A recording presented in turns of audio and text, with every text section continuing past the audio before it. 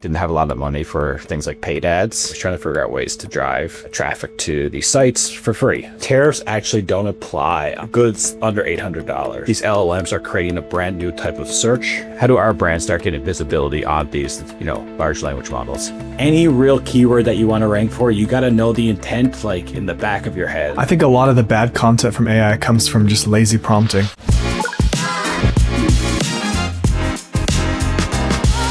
Welcome to the Market Movers podcast. Today's guest, Noel Moffatt, SEO Director at Transparent Labs, and from tripling organic blog growth at Celtex to driving massive results in the supplement and fintech spaces. Welcome to the show, Noel. Yeah, thanks for having me. Glad to be here. Hey Noel, thanks for coming on. To start out, why don't you tell us about how you got started in SEO? Yeah, that's a good question. I started when I was in university. So I did my undergrad here at Memorial, which is kind of a local university here in Newfoundland. And this was around the time that things like drop shipping and kind of these Ecomm sites were really popping up on Shopify. Obviously, as a student without a lot of money, obviously I didn't have a lot of money for things like paid ads. So I was always trying to figure out ways to drive traffic to these sites for free. So I would start out making Twitter accounts and Facebook pages and stuff like that. And I was like, wow, this is really not scalable traffic at all. So anyone, just kind of did some research into basically how to get scalable, consistent, relevant traffic to these sites. And obviously that's where that's kind of where SEO fell in my lap. So really, I've had some great mentors along the way. I've been in it for 6-7 years now, but early on it was really just self-taught, trial and error. To be honest, I had a few sites that did okay, but with those early drop shipping sites, way back when, never really made much money from it. But the real value there was just learning SEO and learning that game. Is drop shipping now well and truly dead with the tariffs? Well, I actually heard the other day that tariffs actually don't apply on goods under $800. So don't quote me on that, but I actually heard that the other day. To be fair, though, I even if that's the case, that's not a game that I'm in or want to be playing these days anyway. Yeah, the game's gotten a lot harder for sure. Yeah. Okay, so the SEO landscape has changed dramatically over the past 12, 18 months, 2 years even. What are you seeing the biggest changes in SEO-wise in relation to Ecomm? In relation to Ecomm, for one, I think how people are shopping is a big thing. I always say with these LLMs, right? Obviously, that's the big kind of elephant in the room. Everyone's talking about ChatGPTs, perplexities of the world. And if you actually look at the search data, Google searches are continuing to go up every year, right? There is a market share getting cut out, but I actually think that these LLMs are creating a different type of search that we wouldn't do before, right? So anyone would never type into Google, "Hi, I'm a 29-year-old male that's looking to put on 10 pounds of muscle. I don't have a lot of money, so I'm looking for a cheaper supplement. What would you recommend that has at least 25 scoops?" That's just not a type of search that you would put into Google. So I really think these LLMs are creating a brand new type of search type that we just haven't done before. And, I truly don't think anyone's really figured it out yet. But, the big change is how do these branch, whether it's in the industry I work in, primarily the supplement and health and wellness industry, but any brand, how do we start getting visibility? How do our brands start getting visibility on these, large language models? Yeah. What do you guys see initially? I hear people talk about all kinds of ways they think you can show up in LLMs. Is there anything that you think is promising or that you guys are focusing on to maybe show up in the LLMs to have your brands recommended in the future? Yeah, it's a good question, Nick. Like I said, I think it's so early days that I truly don't think there's enough good evidence or data out there to suggest solid strategies that people know for certain will work. One thing that I think is worth noting that is a campaign that I'll probably look to run here shortly is not a backlink, but basically a brand mention. And then let's say I want to promote Transparent Labs protein powder on these LLMs. Well, actually it's going to sound simplistic, so don't get too excited with this answer, but getting actually Transparent Labs and protein powder doesn't need to be linked, doesn't need to be a hyperlink, but just getting those words next to each other on a lot of different, places around the web. Ryan Fishkin has a really good LinkedIn post about this, where he tested this with his when he goes on podcasts or he goes on, does sort of speaking engagements on all the companies that, kind of promote this on the website. Can't remember the exact phrasing, but he tested basically having like Rand Fishkin is a, entrepreneur and owns, SparkToro, and the wording on it basically, he got, I can't remember the exact, I'll have to send you the link, but basically he originally typed into Google, like, who is Rand Fishkin? They said all this information about him, and then he tested it by changing like his bio basically, and then when you reran that same query in an LLM, it made that change, right? So I think that's probably the biggest thing I'm looking at now. That would be the greatest thing to ever happen to our business. Yeah, as we do digital PR. The unlinked mention is something we just don't bill for. I mean, we know it helps with branding. We believe it helps with SEO as well. But we don't bill for it. So we get these BBC mentions our client, and they don't add the link, and it's devastating for us. So if that became like the leading strategy, that would just be the greatest thing ever. Yeah, I think you will see that because at the end of the day, these LLMs are, it's AI, it's algorithms and things like that. So they're still getting this information from the web. So yeah, stay tuned to see how that strategy plans out, I would say. I think it's a logical assumption to make. Like you said, it's early. We haven't got all of the information, or not that we'll ever get given clear visibility on the information, but it's not been long enough for us to test. But one can assume that the LLMs are going to be getting their training data from trusted sources. So the more times you can get your brand and like related keywords across a plethora of different trusted sources, the more chances you have of force training those LLMs. So what strategies are you using in order to, let's say, get Transparent Labs plastered everywhere? Yeah, so I would say I'm fortunate in my space and with the company I work with that we are a pretty well-known sports supplement brand in the market. So a big advantage of that is people, whether it's like affiliate articles or just publications that are in the health and wellness supplement space, we come up a lot just organically, right? So one big thing I'm doing is Ahrefs has a great tool, or you can use any tool like a web explorer tool where you can actually track like mentions within those tools to see like, okay, like is your brand mention going up, going down, and then kind of cross-referencing that with, we want to be known as a sports supplement brand in these LLMs, so like top sports supplement brands in the world, right? Then I think, and this could be an opportunity for like backlink agencies, for example. I think, we haven't gone down this route yet, but I'm sure there'll be agencies popping up in the next year or two that's equivalent to a backlink agency, but kind of just like a brand mention agency. So, you're not paying for an actual link, but you're paying for what I talked about earlier. All right, I want mention of Transparent Labs and Protein or whatever market you're in to show up on these 10 websites. We'll give you $100 per mention kind of. So yeah, that's where I kind of see that whole strategy going basically. Yeah. And you guys have been featured in some big places, and you have the as seen on section on your website, which we obviously love.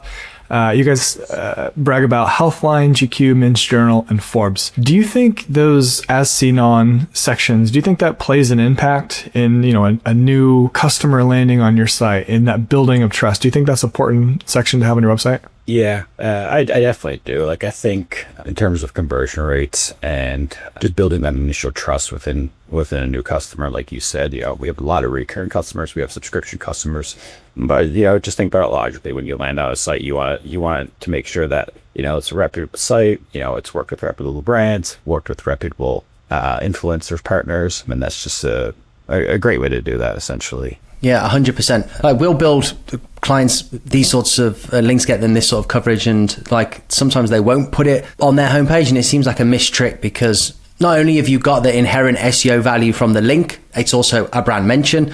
But yeah, I call it the Shark Tank effect. Like, any business that makes it from Shark Tank, when you land on their website, it says as seen on Shark Tank. So it's like, you may as well just do it. I think too, like, I'm sure you guys are familiar with like the term like EAT, especially it's even more prevalent with like YML topics. Like, we're selling stuff to people that then ingest that product. So we need to make sure that we kind of double down on like our authoritativeness and our trustworthiness. And I think those, having those types of partners and influencers that we work with just really help, drive that home. Yeah, absolutely. I think if you're in this space specifically, if you're reading these magazines like Men's Health, and then you see this company's been featured in there, it's instant trust where you're like, okay, that's, it's a publication I trust, and this company's been talked about in it. Yeah, it's just instant trust. Like Forbes and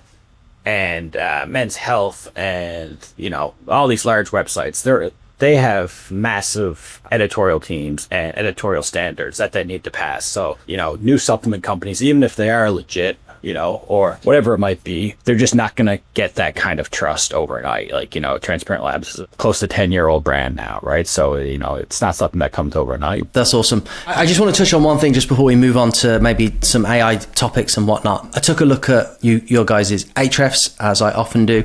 So kudos to you as head of SEO. Like, you have been pretty damn stable, if Ahrefs is to be believed. I'm just wondering if you think that strong authoritative link profile and like brand development strategy has been a key part of that stability in your long-term organic traffic. Yeah, it's a really good question. I'm sure like a lot of people you talk to, like last year was a challenging year for SEOs, and we were no different. We were steady. We had a little bit of growth. We lost a lot of blog traffic. We kind of leveled that off by like pumping a lot of blogs out, like high authoritative blogs. Two things I should say, like a lot of the traffic we lost last year was blog traffic, so it wasn't too transactional traffic. And then we recouped that by creating a lot of blogs. I think we did about 3 to 5 a week, so we were at like 180, but they were like very well keyword research. We had really good writers that had experience. Like they were good pieces of content. They weren't AI generated. Not that I'm totally against that, but again, in this industry, you got to be extra careful that what you're saying essentially. So, and then the other thing, going back to your brand point, is Transparent Labs. I chart all this stuff, but one of the charts I have in my own personal spreadsheets is I look at I'll do the custom regex formula where I'll take like all of our branded queries, put them in the search console, and then just look at the impressions on them, right? Clicks and impression. The reason I like impressions is because that's pure just like brand awareness, brand search. Clicks is like, some of those get taken away from paid ads, so it's kind of hard to, if you pump the spend on paid ads for branded search for a month, your clicks might go down, even though your overall brand search might go up. So I look at impressions, and if you look at our brand search over the last 3-4 years, it's like every single year we are, growing like very strongly, like very healthy growth. Like that really helped kind of stabilize some of our loss on the blog end. Yeah, and that's great. I think if you are going to lose traffic, to have it not be that impactful is about the best case scenario in what happened last year, because it was just a bloodbath. Yeah. Okay, so you mentioned AI content, and I think this is a space that you obviously can't just go into Claude and say, write me an article on this. That doesn't work. But I assume you guys are using AI in other parts of your marketing. So I'm curious, how are you guys using AI in your marketing workflows? Yeah, it's a good question. So for especially my workflows, I'll start with the content side of things. So again, we have real writers that write our content, but I create the briefs personally. So what I'll do is we want to target the keyword, and I don't even know. I think like benefits of creatine for women. Okay, let's just use that as an example, right? I see that it's got search volume. To be honest, we have a 7-day DR with Ahrefs, so I really don't look at keyword difficulty too much. Not to say that we're going to rank for every keyword, but I think we have a shot at most keywords because of our DR. So big thing I look at is search volume. And then, okay, let's say we're going benefits of creatine for women. What I'll do is I'll plug that into Google, take the top 3 results, copy and paste those, throw it into ChatGPT. So here are the top 3 ranking articles for the keyword creatine benefits for women. Based on all of this, please create a article outline that I can send to my writer based on the top 3 ranking results. We know that these are good articles based on, the current SERP. So we want our article to be include everything here, but we also want basically to be even better. So then obviously that'll give me a great brief, and then we'll pass that off to the writer. Writer gets it back to me. We will run it through Surfer SEO. I'm not sure if you guys are familiar with that tool. It's an on-page SEO tool, and then we'll make sure we reach that like 80% or 80 out of 100 score. A lot of times we can there's a tool in Surfer. It's like optimized for AI basically. So if we're not quite there, we'll use some AI to just put some keywords in the right places, wherever it might be. So I use that. So that's kind of all I do on the content side of things. In terms of like our product pages and collection pages, I like to do refreshes on those, like product, like title tags and meta descriptions and H1 tags. Not too frequently, but probably every 6 months I'll do a refresh of them. Not sure if you guys have used the GPT for work in Google Sheets before, but it's basically a plugin you can put into Google Sheets, and it essentially allows you to use ChatGPT in Google Sheets. So I'll use Screaming Frog. I'll get all of my collection pages. I'll export them, put all the title tags for my collection pages. I'll put next to it the target keyword for that collection page, and then I'll put a prompt in ChatGPT, like based on the current SERPs, based on my existing title tag, here's the keyword we're going after.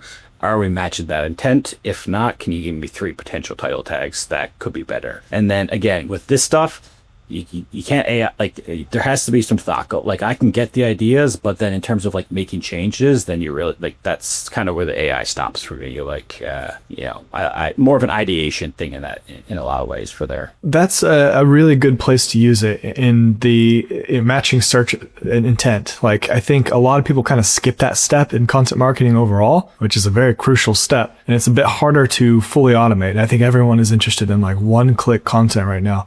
And I think that's an area that's totally getting overlooked. Yeah, I tell you, Nick, like in the last year or so, there's been more talk about it from what I've seen about search intent, but for so long, search intent just like wasn't talked about. And I think, for example, I can tell you without even looking at the SERP right now, in the United States, if you search for creatine, you're going to find Harvard Medical, you're going to find WebMD. You're not going to see a single product on that, right? It's all informational because creatine's kind of like, it's still a new-ish product, is really blowing up, but people still have some concerns about it. So Google, wants to be very careful. We want to show information articles for people searching creatine. If you search protein powder, which seem like very similar queries, protein powder versus creatine, obviously different products, but the same root keyword, protein powder is going to be pretty much all products, right? So if I go to my BP and he asks me why I can't rank for the term creatine, I'm going to say, well, we could, but we're going to have to make a pillar informational post around creatine because we're never going to rank our product page for creatine. Now we can rank it for creatine monohydrate. Anyways, I say all that to say, any real keyword that you want to rank for, you got to know the intent, like in the back of your head. Like you have to know like what these keywords actually mean. And the best way to do that is to search the keyword in Google and look at what the intent is. One other thing I'll say on that is there's a thing called mixed intent that I'm sure a lot of your listeners know about. Some of these keywords I can't think of one off the top of my head, but some keywords you'll see like 2 product pages, 1 informational page, and then like one, I think protein powder actually might do this, will be like the 6 dangers of protein powder will be like the 5th or 6th result. So just to give a kind of a holistic view at it. Is that because Google's not sure what you're looking for? Are they just trying to cover their own ass? Or like what causes exactly. that? It's because the keyword is so broad that it doesn't know, are you looking for more information? Are you looking for potential downsides of it? Are you looking to buy a product? So it says, shit, I'll just, give it one of everything and see what's clicked on the most. And then the CTR then is based on Google sees what people are clicking on. If you're in position 7 on Google, but you're getting 25% of the clicks, then Google's going to move that up because you're disproportionately getting more clicks despite your ranking. I've been one of these like mixed intent searches before where I've heard something on TV and I think, oh, that's interesting. And I'll just put in like that root keyword. And I actually don't know what I want to know. Do I want to buy it? Do I want to find out what it is? But yeah, I'll put that in and you will just get, it's like Google telling you like, hey, look, you have not told us what you want here. So here is a whole mix of different things that you can that's look why at. like, for example, the term I gave earlier, like if you search creatine, you are going to get a bunch of information results. But if you search creatine monohydrate, well, like Google, their AI, their machine learning says, okay, if you know enough about creatine to call it creatine monohydrate, which is kind of like the longer form version of it, then you're probably actually looking for the product. And again, it's not like someone at Google thinking that, they're putting in front of you what their historical data on click-through rates has given them before. Yeah, that's so really... who's searching the whole name, they're more likely to click on the products than someone who's just searching for creatine. Exactly. They might click on That's anything. what I like. And in terms of like, the more longer tail the keyword is, the more specific the results are going to be, right? Because you're more specific with your search, or you're going to get more specific answers. You mentioned that you saw some quite significant loss on blog content. I'm interested, was that just like informational? Was that like heavily concentrated in a particular silo? Was there a pattern to that? I would say there wasn't like, a lot of it would have been kind of SEO laziness, probably on our part, like, just not refreshing a piece of content that was published in 2018, right? Query freshness is a real thing. That's like a ranking factor, like depending on type of keyword that you're trying to rank for. Some keywords require fresher content than others. And I think in our space, freshness is a pretty important thing. So like we had articles that were written in 2018 that we just didn't get around to updating, right? So they just got nuked. So that's one thing. But the other thing is, I really do think last year Google changed like a lot of their search results pages. So like Reddit, for example, in the last year and a half, 2 years, Google has said UGC, user generated content, is really important to us. We know, and personally, I really do. When I search something, a lot of times will click Reddit and look at what people are saying, because there's not really affiliate links involved with that. So Google's basically put Reddit in almost every search now. So that takes away click-through rate. AI overviews take away from clicks. Yeah, old content, like I mentioned. So I would say, honestly, just a mix of us not updating them enough and just the search landscape of AI and Reddit changing so much last year really just was like a perfect storm in a lot of ways. Did you see some of your product pages like increase in traffic though? Because I think that was another big thing that came out. Like some industries were just murdered last year.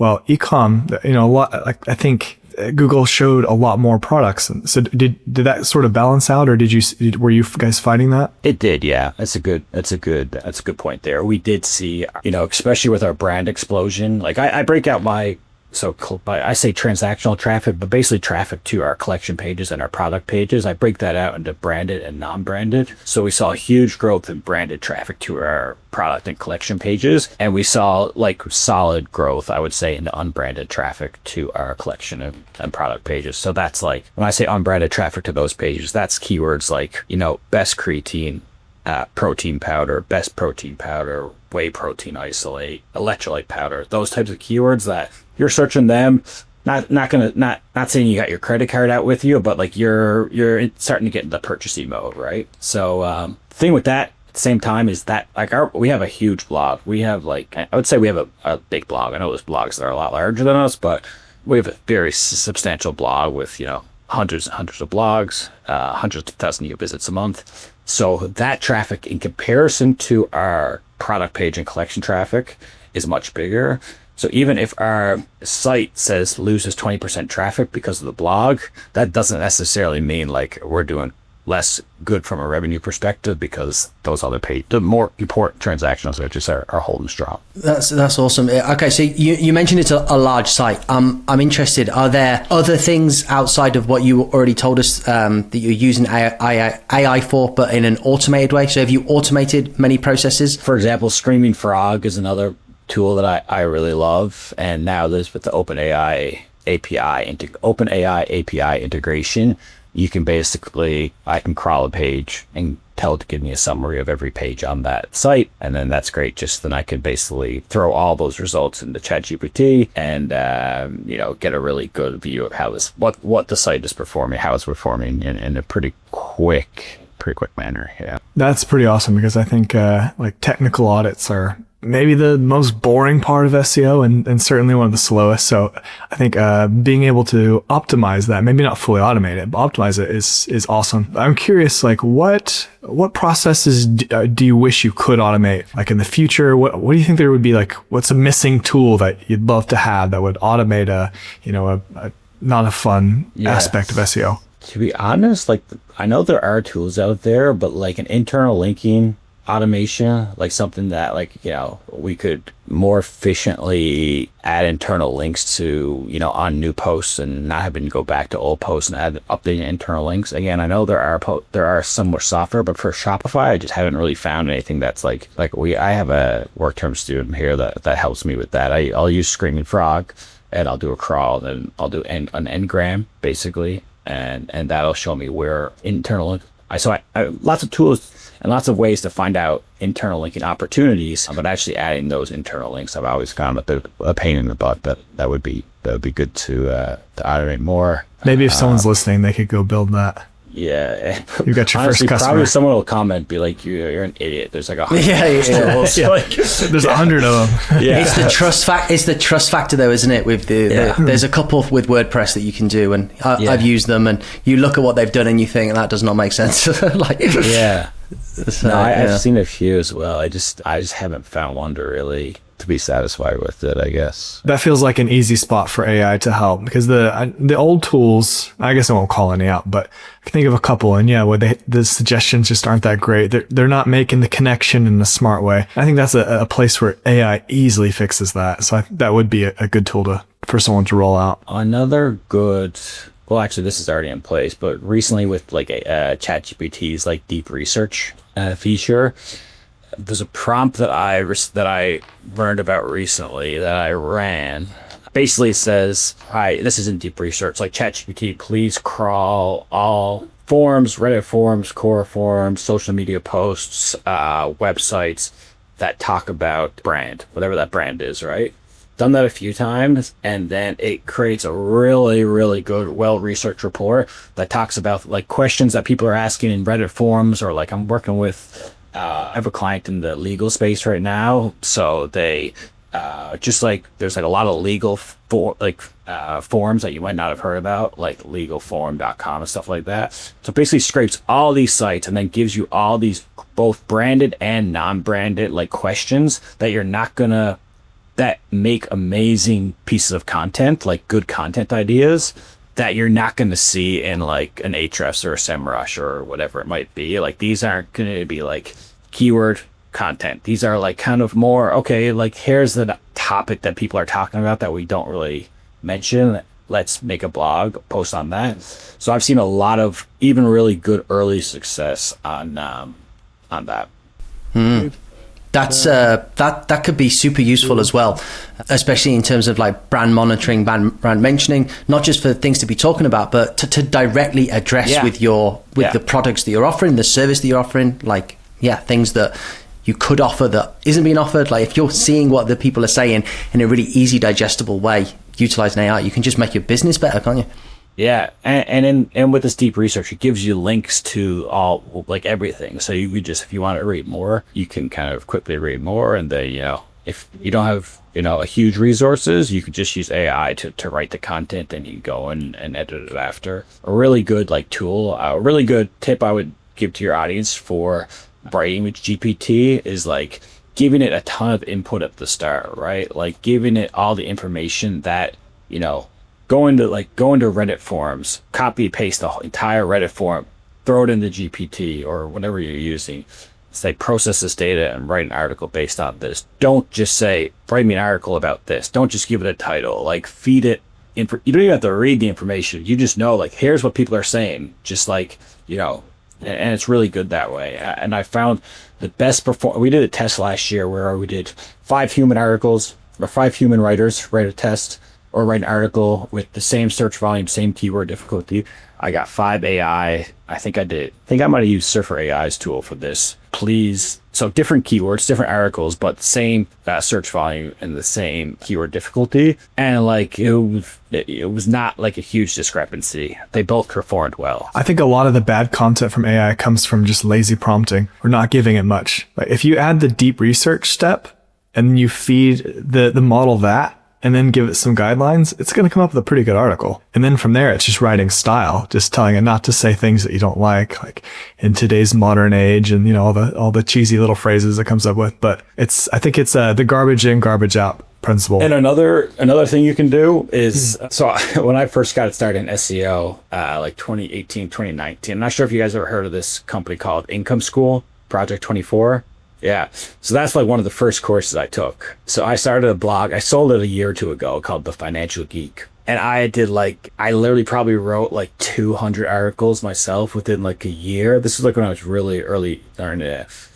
Like it wasn't like, I'm not a great writer by any means, but I was kind of like, personal finance is definitely a side interest of mine. So I had 250 articles on this site. So when I was starting to, come up with these AI articles, as you guys know, like it's good, but it really doesn't have that, like still lacks sometimes that, like, I would never talk like that feeling. So what I did was, and if you have any sort of like content or like, documentation of your writing, like I exported my entire site, every article that I wrote, I put it in like a custom chat GPT project or whatever you call it, and then said like, here's how I write in the future. What I'm going to do is I'm going to give you AI articles, and I want you to basically redo them with my voice, which you now know because I gave you everything. And that was like really, really good results with that. Yeah, that's good because it's my own writing, right? And it's like, this was back way before like AI and ChatGPT was and Claude and all these tools. So this was like my true like writing style. So that's been really good. Yeah, that was the whole Income School ethos, wasn't it? You've got to just grind out those articles, get them done. Yeah, they were like, you know what? Like they actually had a good. I've taken a lot of courses. I'll give them credit. Like that course was good for like beginner SEOs. They were one of the OGs on like featured snippets, like how to rank for a featured snippet. And like that Financial Geek site for me, like when I got it going, I was a year and a half in, and I didn't do affiliates, but I had a site up to like 60,000 sessions a month in a year and a half. A year and a half later, like I literally wouldn't even know what search engine optimization stood for. And it was a finance, so like it was finance industry, so the RPMs were like I was making like $3,500 a month basically off this site in like a year and a half, right? Then summer of 2022 or whatever, it just absolutely cratered. Was this after you sold it? No, and then I held on to it for another year or so, and then I wasn't even paying attention. I was collecting like a few $100 a month in revenue. Then someone reached out and was like, "Yeah, I see you posted in like 3 years. Like, well, I'll buy it." And so it's just like, okay. Yeah, why not? But those guys were. I mean, I don't think they're together anymore, but they were tremendously watchable on YouTube. I used to watch them a lot a few years ago. Yeah. No, they gave actionable advice, which I appreciated. Like, here's actually things you can do. Yeah. One thing just that I've been playing with, which is pretty cool, especially when you talked about copying and pasting a bunch of stuff and putting it all together. Google's Notebook LM, it's totally free, and you can just collate and just put in YouTube video URLs, copy and pasted text, PDF documents, whack as much of stuff as you want in there, and it'll take a bit of time, but it will really put together and break down. Like if you wanted to do like an outline, let's say, it can really, it's really good. Yeah, I think Google's quite underrated, actually. Yeah, their AI. 100%, yeah. And most of it's free if you already have like a workspace or one of their cloud hosting, I think, which I had for years just for like travel pictures, back travel photos. So like a couple bucks a month and free AI. And they have, like Gemini has like unlimited deep research, I think. Yeah, which is different than GPT, which is like 10, I think, a month if you're on Pro, or the middle version, and then the $200 version you get like 100. But it's not quite as in depth as ChatGPT, but it's still really good. We did get quite a snooty email from them today, though, Nick. I don't think you saw it, saying we're putting up your monthly workspace amount, and they basically said, because we've given you so much AI features, so just deal with the price increase. So fair enough. I didn't see that. Okay, Noel, I think this is the perfect spot to wrap it up. I was going to ask where people can find you. I think I saw you're speaking in Estonia. Is that correct? Speaking in July. That is mid-July at SEO Estonia. They've been. As am I. Are you really? Yeah. Oh shit! Get out. Yeah, that's cool. Oh, that's awesome. I look forward to that now. See you there for sure. Okay, yeah, nice. Yeah. That's a nice surprise. Have you done your presentation yet? No, I haven't. Yourself? Me neither. No, you guys still got some time. Yeah. I think July, so yeah, there's that conference, and I don't think I'll get to it this year, but I'd like to get to Chiang Mai SEO or SEO Chiang Mai probably next year. Yeah, we go to that one every year. It's just a lot of fun. Yeah. Is it awesome? Yeah. I tried to get to it last year, but the tickets are like, they go so quick. Yeah, I think the last 2 years they've almost sold out like during the conference because they'll it's like the last day, the last talk, they're like, all right, tickets are live, and everyone there just buys it for next year. Yeah, no, I went to Moz in Seattle a year or two ago. That was pretty good. That was a pretty good conference. And then HubSpot's geez, I can't remember the name of it. But they have a good conference. A lot of good SEO speakers at HubSpot's conference as well. Yeah. Inbound. Okay, well, Noel, yep. For the diehard fans that don't come to Estonia to see me and you talk, where can people more easily find you online? Noel at noelmoffatt.com. You can send me an email there if you have any questions. Still, or Noel at nutraholdings.com. Those are my kind of best places to reach me. Awesome. Okay, perfect. All right, Noel, thanks for coming on. We appreciate it. Yeah, thanks, Noel. Guys. This was fun. Cheers. Cheers.